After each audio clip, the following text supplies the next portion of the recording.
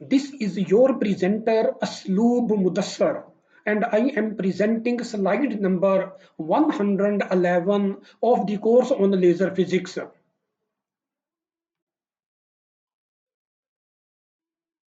Question is, derive the space independent rate equations for a quasi 3-level laser system. Comment on the validity of the rate equations. The answer is, a quasi 3-level laser scheme is shown in figure number 1.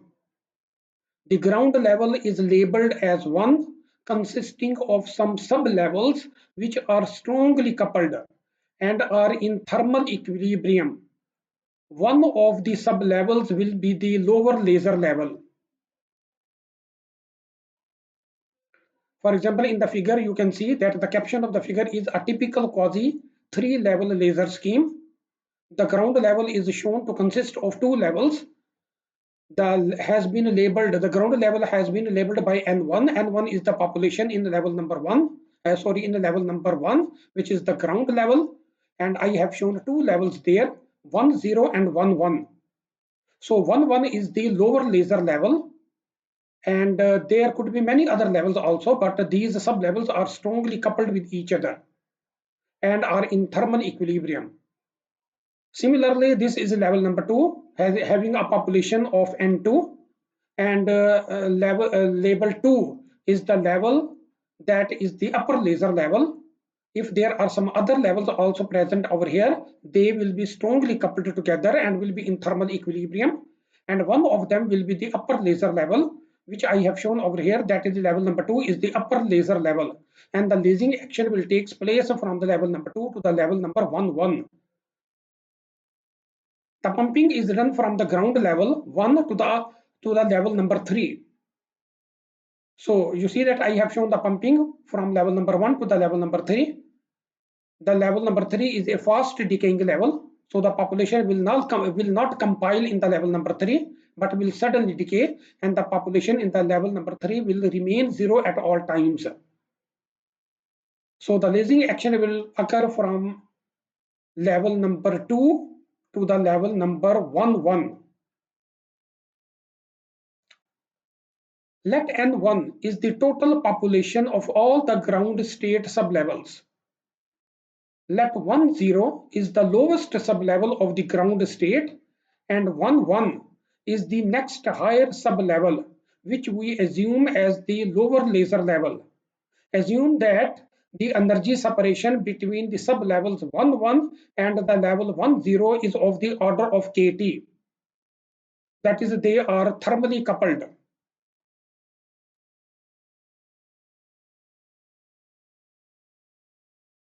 Under this assumption, the population in level number 1 1 is non-zero.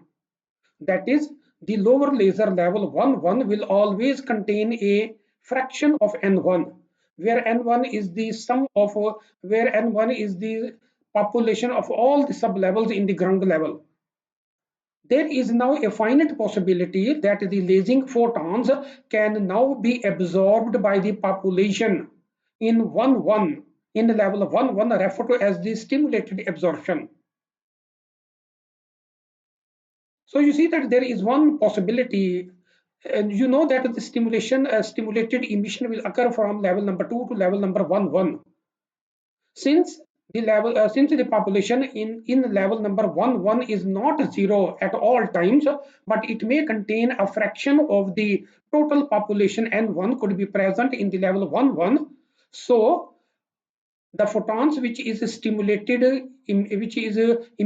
through the stimulated emission can also be absorbed by the population in the level of 1 1, and the population from in the level of 1 1 can go to the level number 2. So the absorption, that is a stimulated absorption, could also occur from the level of 1 1 to level 2. So we have to include the extra term. So this is the difference between the scheme number 3, that is in the 3-level system, and in the level 4-level system. In the 4-level laser system, the lower laser level has a population 0 at all times. So stimulated absorption does not occur. But you know that in the 3-level laser system, the stimulated absorption can occur from the level number 1 to level number 2. So this is the main difference over here. So there is now a finite possibility that the lasing photons, that is the photons which are emitted from the that is the photons which are emitted due to the lasing process, can now be absorbed by the population in 1 referred to as the stimulated absorption. The upper level, labeled by 2, may contain a set of sublevels which are in thermal equilibrium, and the upper laser level is one of the upper state sublevels. That is, our upper laser level is one of the many sublevels contained there, with having a total population equal to N2. Let N2 is the total population of all the sublevels contained in level number 2. Ground state atoms or molecules are pumped to level 3, which is a fast decaying level to the upper laser level. Its population can be considered zero. That is, the population of the level number 3 is zero at all times. The rate equations of the quasi 3-level system will be similar to 4-level laser system, except that the stimulated absorption can occur from the lower laser level to the upper laser level. Thus, we can write the following two rate equations. And in those rate equations, we have to include the term which is due to the stimulated absorption.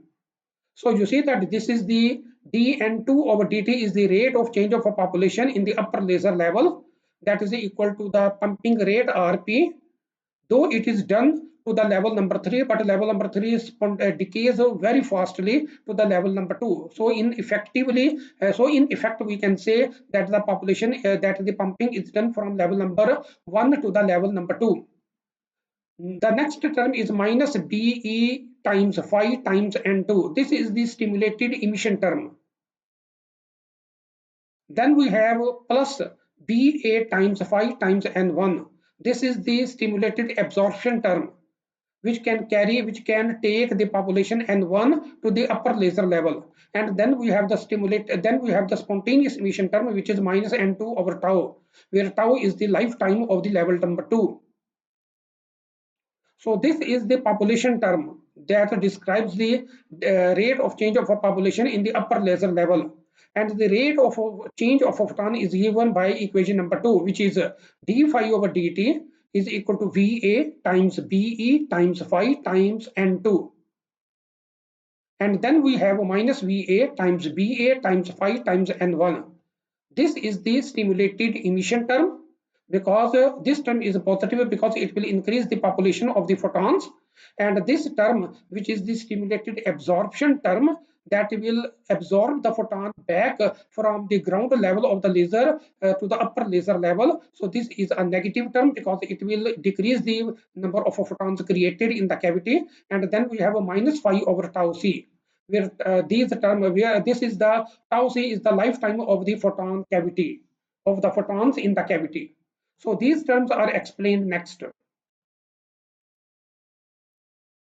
where N1 plus N2 is equal to Nt, where Nt is the total population of all the levels, that is the ground laser level and the upper laser level. The population of these two levels summed up together and will labeled as Nt, that is the total population.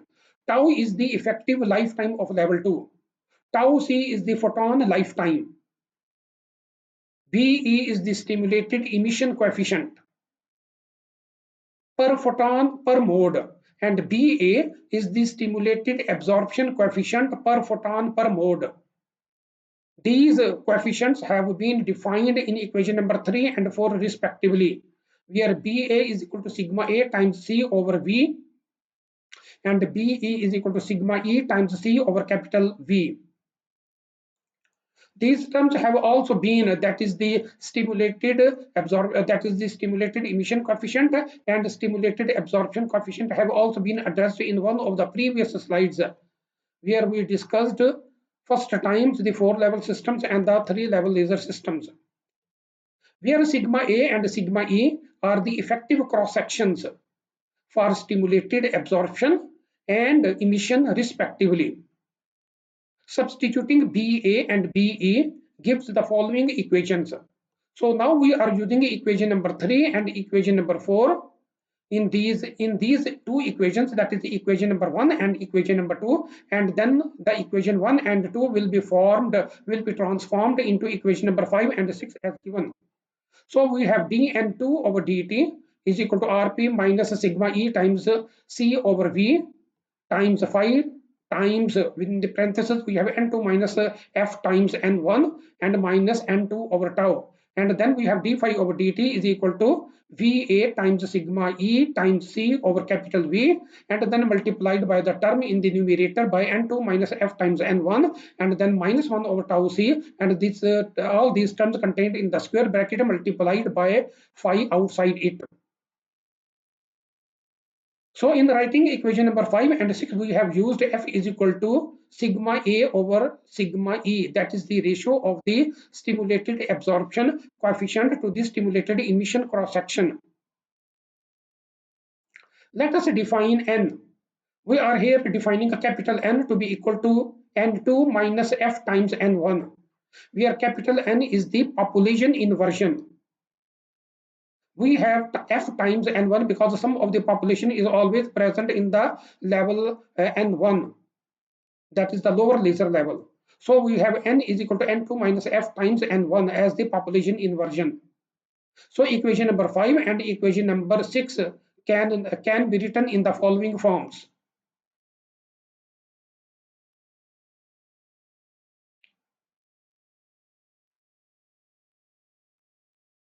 So you see that I can introduce in equation number 6, you can see that I have n2 minus f times n1. This term can be replaced by capital N. That is the population inversion term can be placed over here. So equation number 6 will be which will be transformed as equation number 8 will be easy to write.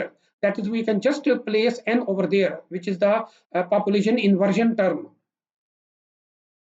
So we have just in the writing equation number 8, we have just replaced n2 minus f times n1 by capital N, which is the population inversion term. But you know that in writing equation number 7, which is a bit trickier term, I would suggest how to write this term from equation number 5. Multiplied both sides of this equation by 1 plus f. That is, this one will be multiplied by f, Rp will be multiplied by 1 plus f, all these terms will be multiplied by 1 plus f. The next step is that to calculate the derivative. So for example, you can calculate the derivative dn2 over dt from this equation. So that will be equal to dn over dt is equal to dn2 over dt, and the derivative of this term is 0. So we replace dn derivative of n2 with respect to time will be replaced by dn over dt. So you see that we shall have dn over dt over here.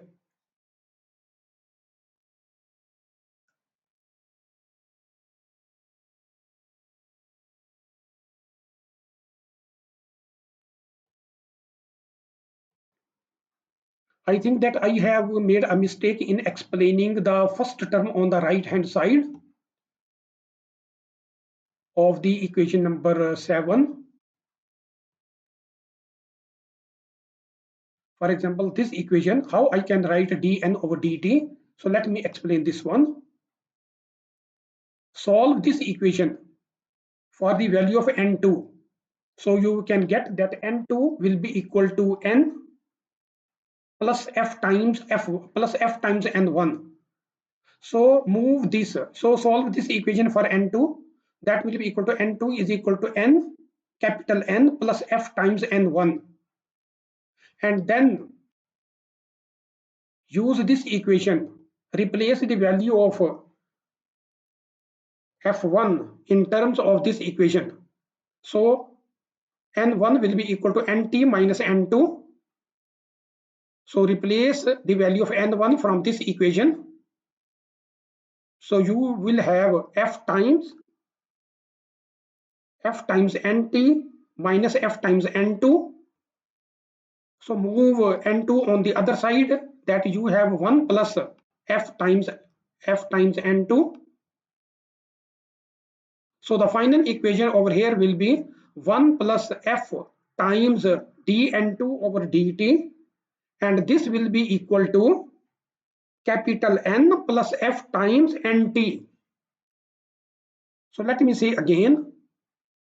So you will have 1 plus f times dn2 over dt. This will be equal to, with the presence of 1 plus f, this will be equal to capital N plus f times nt. And then if you calculate the derivative of dn2 over dt, that will be equal to dn over dt, because the derivative of nt will be equal to 0. So let me summarize again very quickly. Solve this equation for n2. N2 will be equal to capital N plus f times n1. Then put the value of f1, put the value of n1 from this equation, which will be equal to capital NT minus n2. So when you will put the value of capital NT minus n2 over here, then you can move all the n2 terms on one side and the other terms on the other side. So this will then contain only two terms, n2 term, then capital N term, then nt term. So if you take the derivative of that one, then that will be equal to, so you see that you have 1 over f over here, then multiplied by dn2 over dt. So this term can, after taking the derivative, will be equal to dn. So dn over dt. So rest of the quantities are the same. But you know that in the middle term, what you need to do is that while writing the middle term, you can replace 1 over f. So you see that in the, when you want to write the middle term, you will notice that in n2 minus f times n1 is already present, and we have multiplied each term by 1 plus f.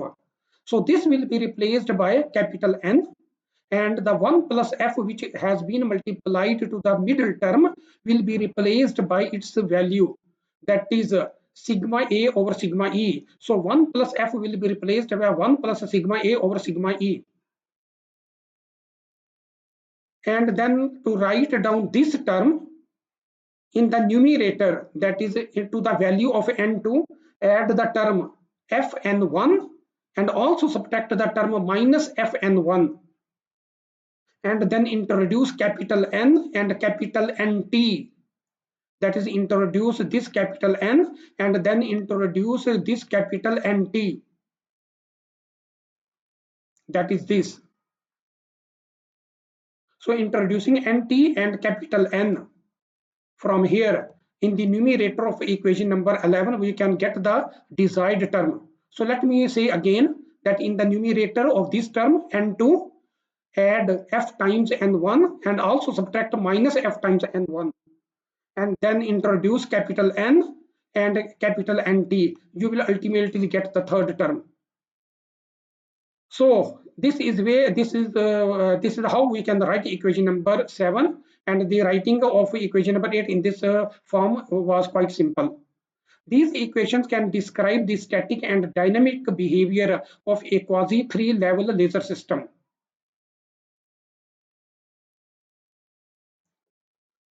So you see that we have written down the rate equations for a quasi 3-level laser systems, which were given by equation number 7 and equation number 8.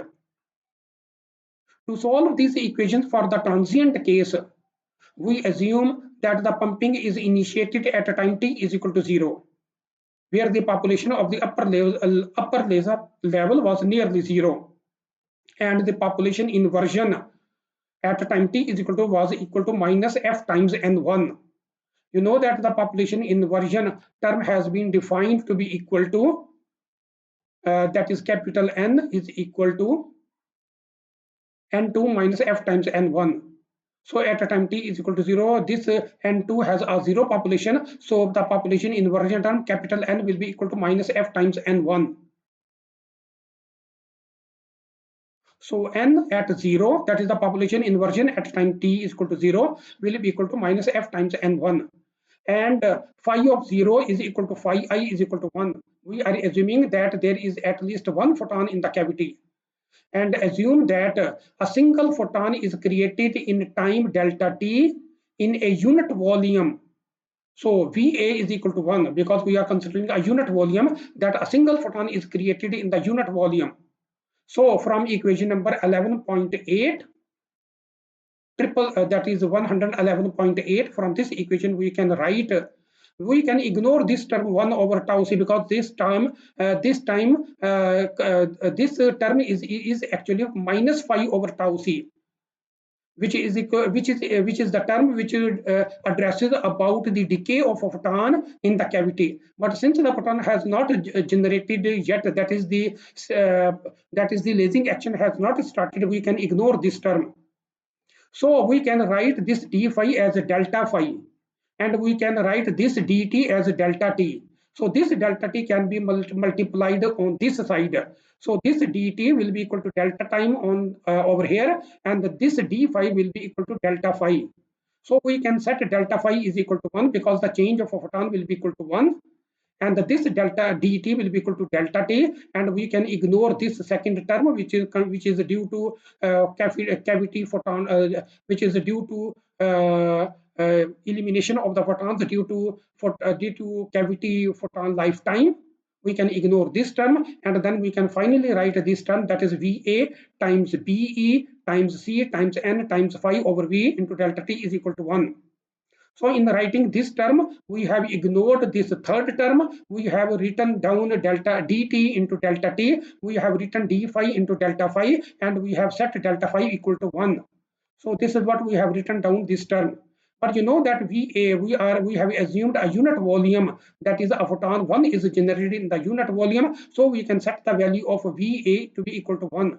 Under that condition, we have this term sigma E times C times N times phi divided by capital V multiplied, the whole term was multiplied by delta T, and this whole term is equal to 1. So this is the equation number 9. Now consider the corresponding term from equation number 7, which is equal to the change in inversion. So in writing this change delta n, what we have done in to equation number 7 is that we have replaced dn by delta n, we have replaced dt by delta t, and we have moved delta t on the right hand side. So delta t is multiplying all the terms. But you know that the population inversion term on the left hand side we have delta n, that is the change in population inversion. This change in population inversion is due to two facts. Either it is due to the change in population inversion capital N, or due to the change in number of photons. So at time t is equal to 0, the pumping rate can be ignored because the pumping has not yet started. So Rp can be set equal to 0, and this term, which is the decay of which is the spontaneous emission decay term, can also be ignored because enough population is not present over there, and we are also assuming that only one photon will be emitted in the process that is available in the cavity per unit volume. So we are actually retaining only this second term. So we have delta n on the left hand side, and this term multiplied by delta t on the right hand side. So writing this term over here, we have this. So delta n is equal to sigma E plus sigma A. This term in the parenthesis is multiplied by C times N times phi divided by the total volume of the active medium, and then multiplied by the delta T. And then multiplying and dividing by sigma E. As you have shown in the red, we have divided it by sigma E and multiplied by sigma E, so that this term in the parenthesis along with the delta t can be set equal to 1, because this is what we have established in equation number 9, that this whole term multiplied by delta t is equal to 1. So we can set this term, that is the term in parenthesis along with the delta t, can be set equal to 1, and we can divide the numerator with the denominator. So we have 1 plus sigma a over sigma e, and the sigma a over sigma e is nothing but f. So we have on the right hand side 1 plus f. So 1 plus f is of course greater than 1. So it means that delta n, that is the change in the population of the population inversion, will be greater than 1. The inversion n decreases by delta n when when n2 decreases by 1, then n1 should increase by 1, because the population decay will be accommodated in the level n1. So the decrease in n2 population by 1 will increase the population of n1 by 1. The decrease in capital N, which is equal to n2 minus f times n1, is of course greater than 1, which we have established in equation number 10. In a 4-level laser system, if N3 decreases by 1, N2 remains 0, because N2 is the lower laser level, whereas N3 is the upper laser level in a 4-level laser system, and the population of N2 stays 0 because it is the fast decaying level. So in a 4-level laser system, if N3 decreases by 1, N2 remains 0, and the decrease in inversion, which is capital N, which is equal to N3 minus N2 for a 4-level system, stays equal to 1.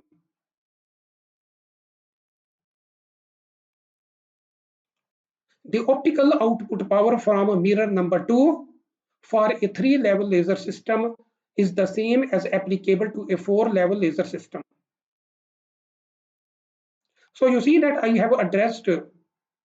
have derived the rate equations for a quasi 3-level system shown in equation number 7 and 8, and then I have discussed one case, which is the transient case. In the transient case, I have given the initial conditions, and then I have solved this problem.